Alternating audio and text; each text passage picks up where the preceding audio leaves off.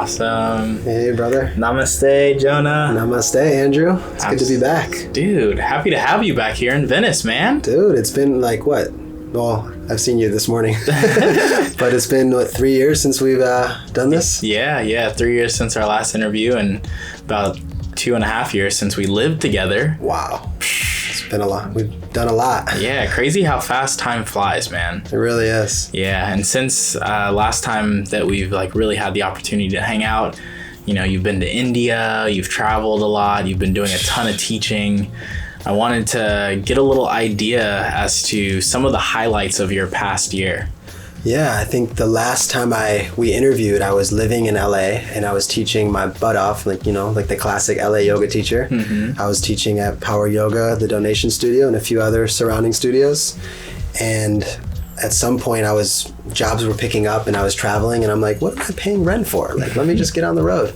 So I've pretty much been a nomad yogi for the last 2.5, almost 3 years. And I've been to quite some interesting places yoga's brought me to. So from anywhere from Dubai, I taught in the Dubai desert to hundreds of people at a festival. I was teaching in India. I was teaching which doesn't make any sense because usually we go to India to learn yoga, which I learned way more than I taught. But yeah, it's been a wild adventure, but lots of gifts on the way. That's beautiful. Yeah. And within all this travel, I feel like, it gives you the opportunity to integrate what it feels like to really cultivate that self-love and that practice of really doing the things that serve you so that you can serve others. Yeah.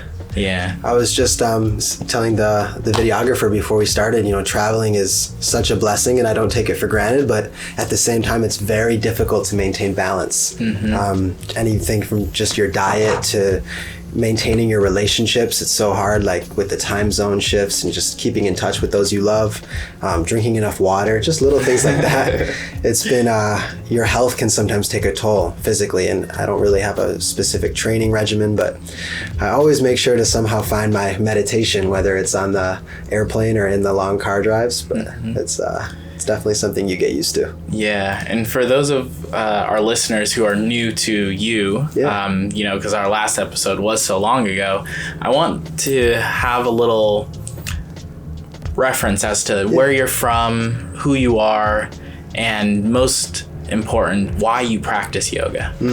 Great question. Yeah, I'll keep it brief so we can get into the juicy parts, but just a little brief, I guess. I was born into a yoga family. My father basically had me in the yoga room ever since I was a little boy, and I took teacher training when I was 17 years old, and pretty much there made a strong commitment to the practice and dedication to a daily meditation. And I practice yoga really to most of all keep me present. I practice yoga to weaken all my attachments and mostly to love fully with my heart. And it just keeps me strong in my body and mind. And it's really just a well-rounded, what I like to call maintenance program. Mm-hmm. Keeps it preparation meets opportunity, as my teacher says. So I feel like through my yoga practice, it prepares me for whatever I'm in training for. Who knows what that might be? Maybe it's a hard breakup, or maybe it's a new relationship, or whatever it is. I feel like I'm ready to face it, and my yoga practice prepares me. That's the way, man. Yeah. Well, I want to ask if you're prepared to join the Yoga Revealed team, because it's really been a long time coming, getting to know you, who you are, what you stand for, and I feel like it's been a beautiful opportunity to really witness your evolution of your practice, of your maturity, of who you are as a person and what you really stand for. And I feel like, we've been friends for quite some time, and there's not many yogis who I really admire as much as you. Wow. And to witness just your growth and your vision and what you stand for, it's been beautiful. So I want to present this to you because it's been. We're doing it live. We're doing it live. We're doing it live, man. Oh my goodness. Yeah. Sheesh. Well, I am extremely honored. First of all, I mean, it was a dream of mine to have a podcast, let alone, but to be alongside of you and just how many incredible people you've interviewed and over the years. And it's just an honor, bro. So I'm excited to join the team and hopefully grow as a communicator and Yeah, and just keep learning, because I feel like that's the biggest blessing of these podcasts is just learning from people. It's like, what a great way to sit down with someone and just go deep, which you don't usually do at like a lunch, or you just don't go as deep. Yeah, and I feel like you have a really deep resonance of yoga and being practiced since you were a young one into now being, how old are you, 24? Turning 24, I'm 23. What's that? Such like Andrew's a young vibrance. My big brother Yogi. Nothing but love, man. Always and forever. But yeah, I feel like you have a really deep understanding of what yoga is, and you also hold what I would say like a deep potential for continued expansion. And I see in your travels and how you really hold yourself with a deep sense of revere and integrity, that's something that we stand for here at Yoga Revealed. And Alec and I have been building this for so long, but it's better to build it with people who you really love and really trust and are inspired by. And that's why I'm passing the torch on, so that you can continue to bring this into the family and we can continue to grow with Yoga Revealed in these next few years. I'm so stoked, man. This is I mean, it's just another great tool for me to connect. I'm already traveling and I'm meeting so many incredible teachers and healers and just inspiring people. So just having this tool to connect with them and share some of their golden nuggets of wisdom is going to be a game changer. So, definitely. Let's get into it, bro. Dude, what's happened these last 3 years? Come on. I mean, as far as in my life, I feel like one of the big milestones in my last 3 years has been really deepening my practice and deepening my knowledge of information as to why I teach what I teach, and finishing up my 300 hour with Noah Maze, and then doing this handstand training with Dylan Warner. That looked epic, by the way. It was incredible. And, over the past year or so, like some of the interviews that I've done are some of the most powerful interviews that we've had thus far, with Sean Korn, and had some really awesome ones that are soon to be released as well. But I wanted to hear, like, what has developed within you within the last year? What do you feel like is like really budding as to what you want to teach and what you feel most inspired to share? Great question. I feel like I always tell, at least when I do teacher trainings, one of the lectures we give is the 5 qualities of a master teacher. And by no means am I a master teacher, but the way we describe it is we're constantly filling up buckets. And for me, I think the biggest bucket that I filled up these last 3 years is just my bucket of certainty. It comes with experience. I definitely don't know everything, but I feel like the experience for me teaching so many different kinds of people, and especially in so many different places, has really increased. So my certainty is there. I'm still learning every day. But that's probably the biggest thing. And also my physical practice is getting stronger. I feel like I'm growing and expanding in that way as well. And I've immersed myself in a few trainings as well. I studied with Miguel. He's a one-arm hand balancer. He's incredible from Brazil. And I got to spend a week with him in Thailand. So one of my New Year's resolutions is to learn a one-arm handstand. I'm almost there, dude. I'm on the fingertips. Talk about like patience and discipline and all those things. So I wanted to hear, what were those 5 qualities of a master teacher? Thanks for asking. So it is, let me see if I can remember all of them. Certainty, compassion, gratitude, loving kindness, like metta, and the last one is equanimity. So your non-reactivity. So it's kind of like, you just want to put drops in those buckets on your journey, and eventually when you hit that point, they'll be overflowing. But the 2 that are really important, or they're all really important, but certainty is balanced with compassion, because if you're too certain, it can kind of come off as arrogance. It kind of come off as like overconfident, and so you want to balance it with compassion, because you don't always know what your students are going through, and that's been huge for me. Like I used to get upset when people would leave early, or and now it's like they might have somewhere to go or something to do. You never know what's really going on. Everyone's fighting their own battle, but that has really helped me with that. Yeah, definitely. I like that, as I feel like the more that I teach, the more that I've become aware that there's so many different ways of approaching this knowledge. And yoga is such a huge body of knowledge that, you know, someone may be doing something a certain way because it's their body. It may be emotional. It may be stress. And there's so many different ways that we can actually move into this practice that are healing to different people in different ways. So I always just like, you know, honor people as they are in their practice, as they are in their mind, as they are in their body. Yeah. And that's really important, because that's the first doorway that we enter in our style of yoga, and we're both going to be going down that journey. We can maybe announce it later, but what journey you talking about, Jonah? So me and Andrew are going to be releasing together our first 200-hour yoga teacher training program.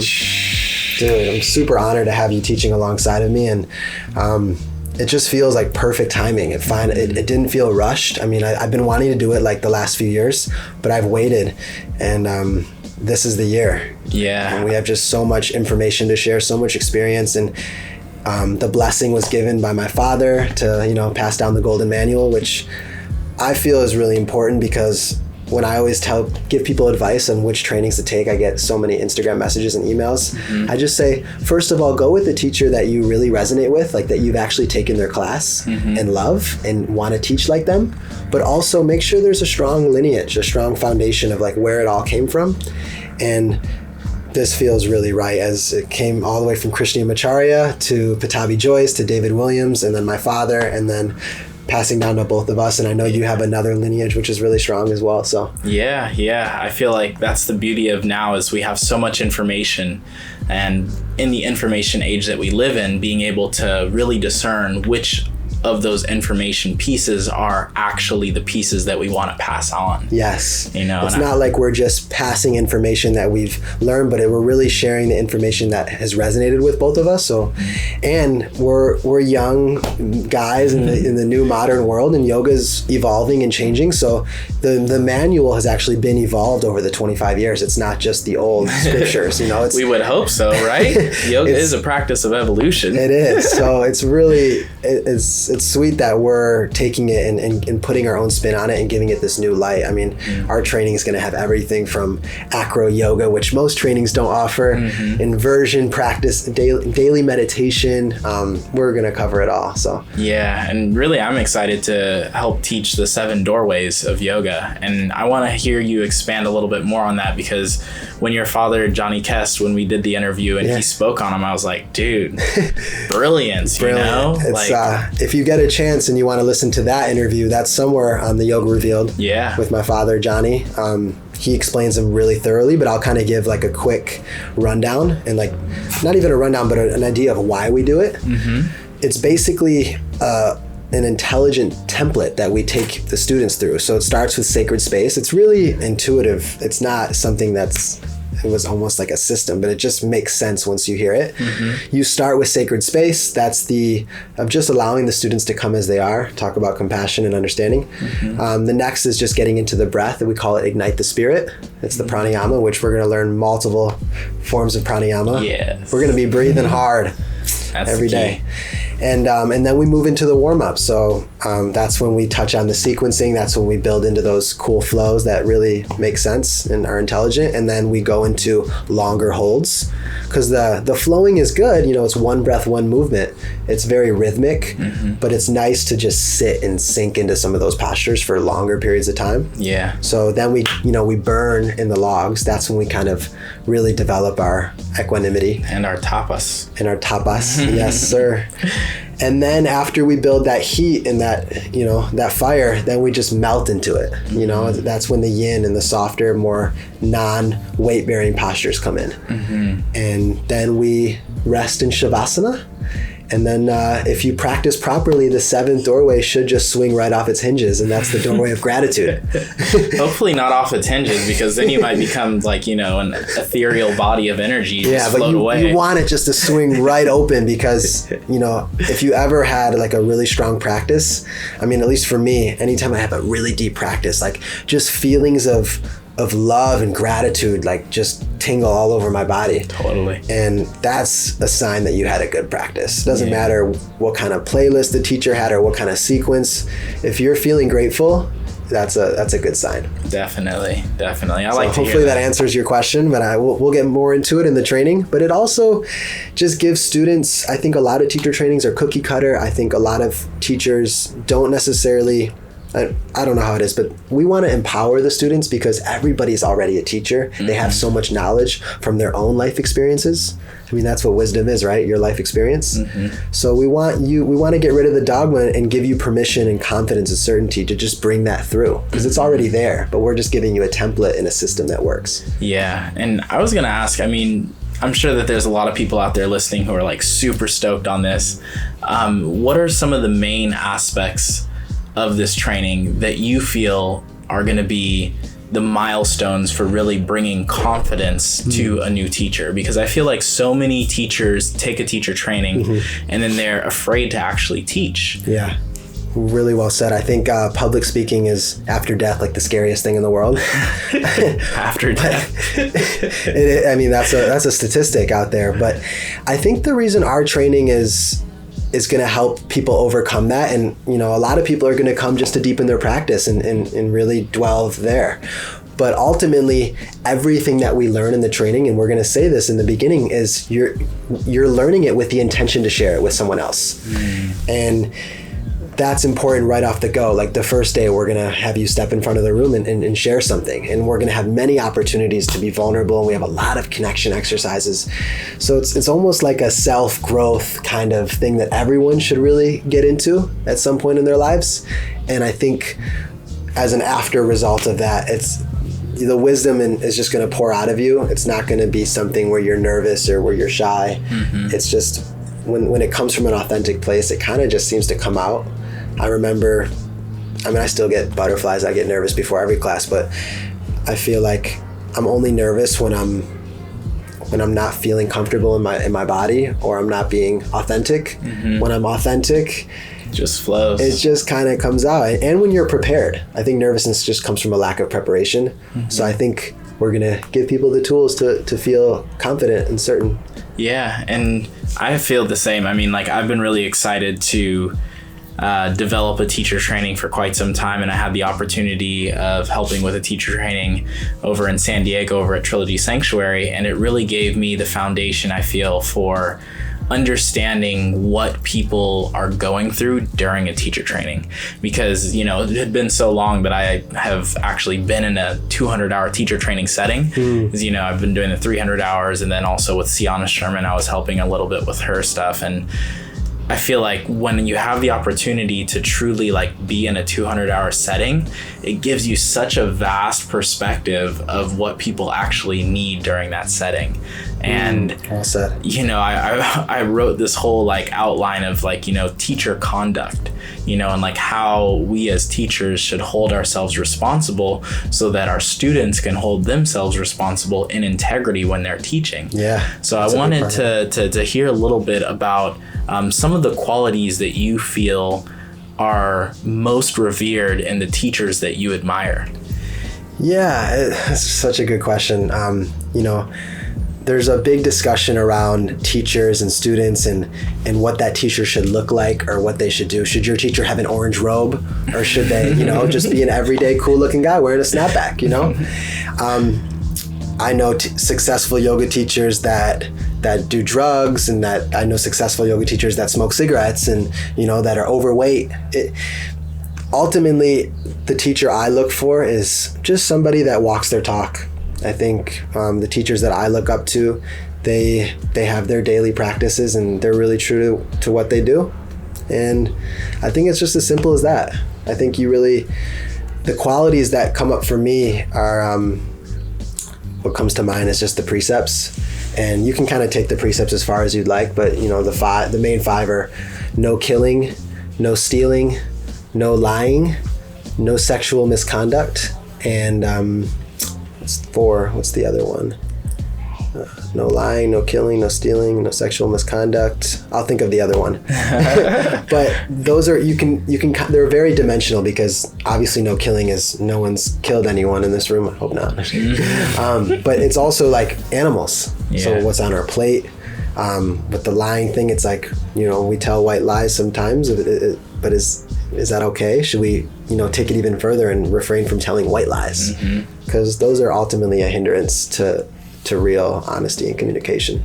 So it's just taking like a microscope to those qualities and like really just giving yourself feedback. I think the best thing about a 200-hour program, and really yoga in general, is just the opportunity to bring the awareness back to yourself and give yourself feedback. Yeah. Because there's no greater way to transform and grow than feedback. Yeah. Definitely. Not just from us as the teachers, but to give yourself feedback. Yeah, reflection. Yeah. That's the key. So, yeah, a lot of my, I always ask for feedback, from students that I don't know, from teachers that I have. I'm constantly annoying my teachers. Hey, can you give me feedback on this? Because it's rare. You're not always going to get honest feedback. A lot of times people will just tell you how great you are, and they're never going to, give it to you honestly. So. Definitely. And I feel like, we're speaking about, I guess, honesty and teachers and kind of like this integral part of being a practitioner.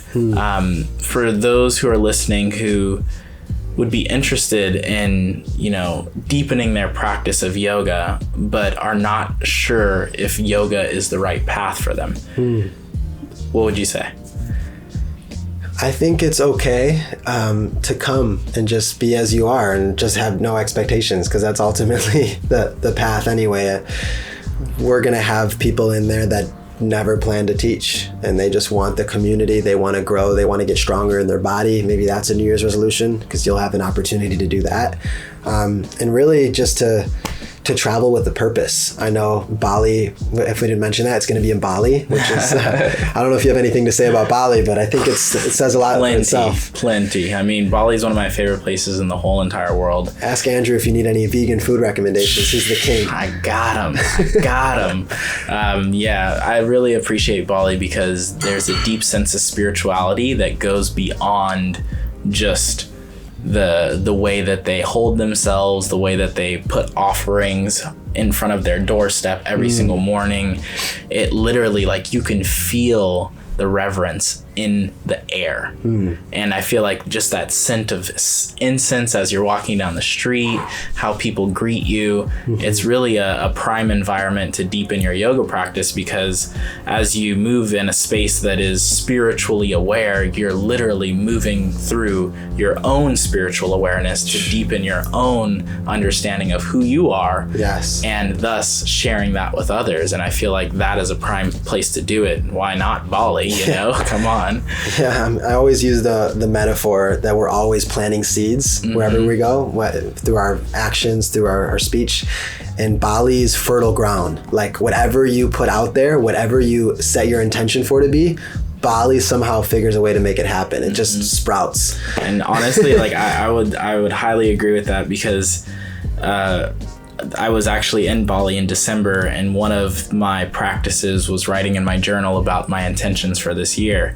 And one of my intentions was to write a teacher training manual, like from front to back. And then when you approached me with this opportunity, it's now giving me the opportunity to dive into that practice of like really creating something also with someone who I appreciate. And it's been a long time coming, and it's really beautiful now to be moving into my 30th year around the sun. Wow. And to really think of, all that I've learned and how I can, put it into something that someone can take and actually use for the rest of their life. Yeah, really well said. And we won't dive too deep into it, but I just want to say a few more things. It's really great to have you on this program, because we have a golden manual that we're really fortunate to share, but I read through some of your lectures that you sent me and some of your discussions and things, and it's going to be a great addition. So I think it's just coming together really naturally.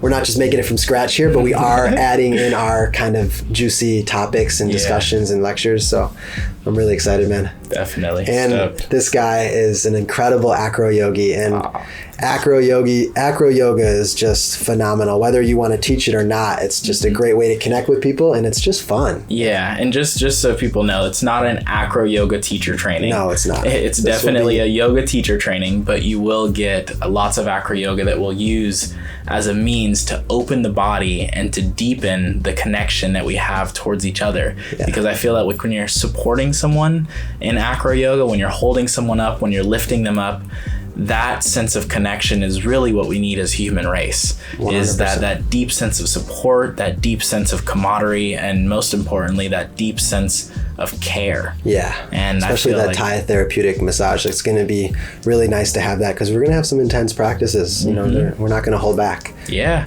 and like you were saying, like even from like lineages as far deep as Krishnamacharya, like they practiced AcroYoga as a means to deepen their back bends. Yeah, like you can even go back to like those old pictures of them doing AcroYoga. They were doing it before us. Straight up.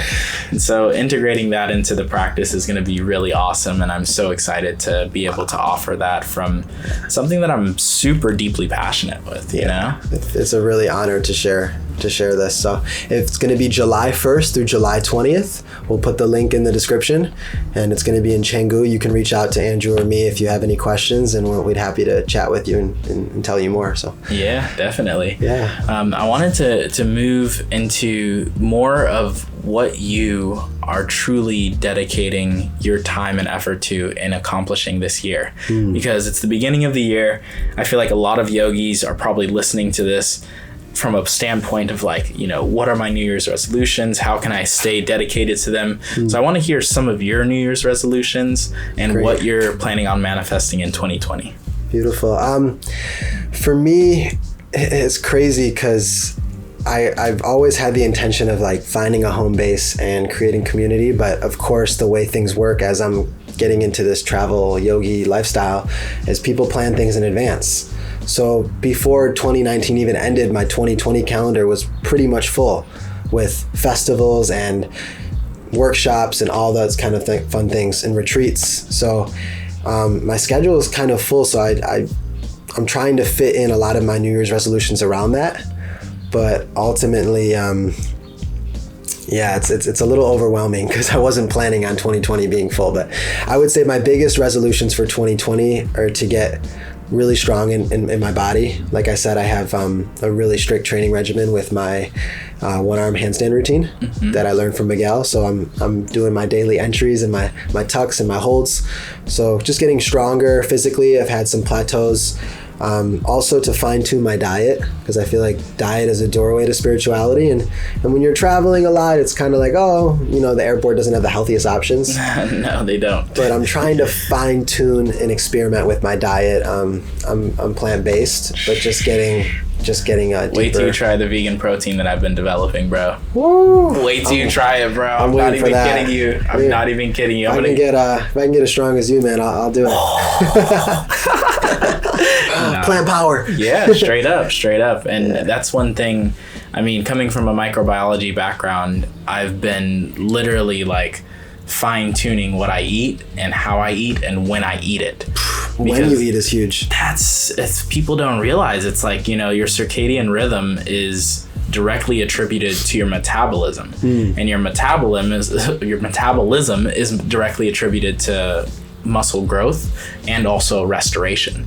So it's like, you know, being able to restore your muscles is just as important as being able to grow them. They go hand in hand. Yeah. Like you have to be able to restore your muscles through an eating process and also a sleeping process that allows the muscles to rebuild themselves. Yeah. So there's a lot of different components to eating that I'll do like a whole little insert in the manual on that as well, because that's something that I've really been studying and applying, and I would say that I'm stronger now than I have ever been.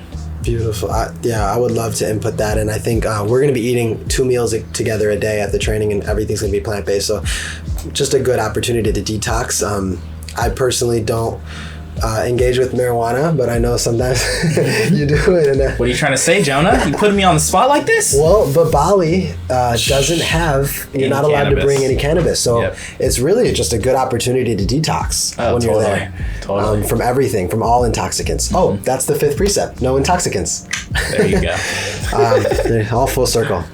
But yeah, just to go back to your question with New Year's resolutions, nothing too specific. I'm not too big on like achievement goals. I don't really have any of those. I'm not really a businessman per se. I'm kind of just going with the flow.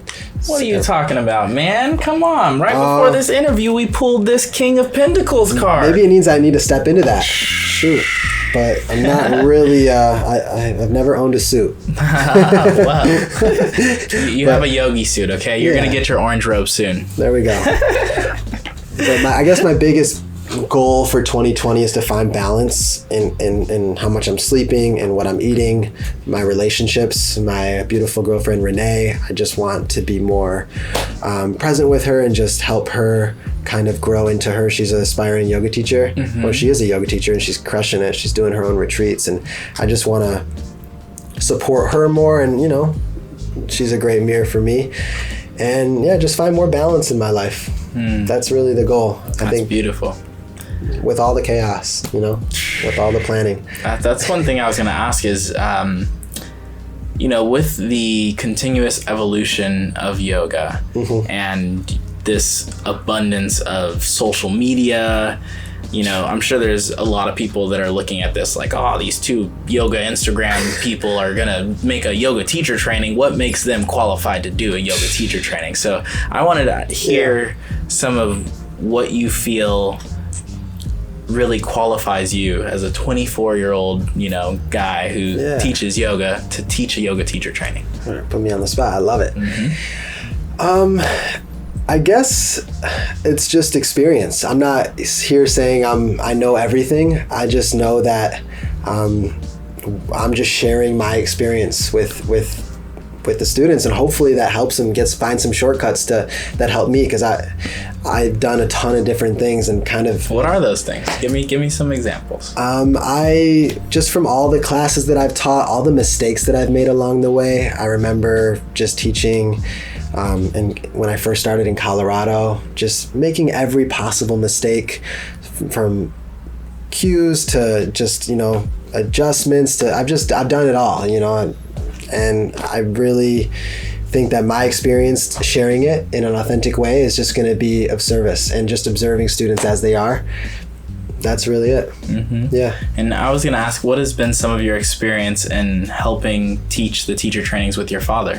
Because I know you just came from a really big one. It's not like we're just doing a 200-hour out of the blue. I've been assisting my father in all his 300 hours. I travel the country and I bring in 15 to 40-hour modules to other 200-hour trainings.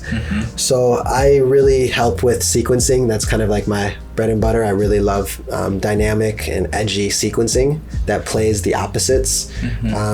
I love storytelling. That's like one of my passions. So I oftentimes, you've been to a few of my classes, I like to bring in themes of whatever's relevant. Maybe it's something I read earlier that week, or, you know, a kind of like a staple theme, like the breath or feedback or letting go. So just really tying in those components. I love to teach that. I love adjustments. I'm a really hands-on teacher, although I've kind of backed off just more recently, just because, you know, it's yoga is changing, and you know, people are their thing. So there's that whole hashtag Me Too thing going on. Yeah, so I'm pretty intuitive with who I'm giving adjustments to, but I think they can be a great tool. So what else do? I bring in a lot of sequencing to trainings. I do a lot of adjustment workshops, a lot of just lectures on listening. Empathic listening is one of those things. There's so many.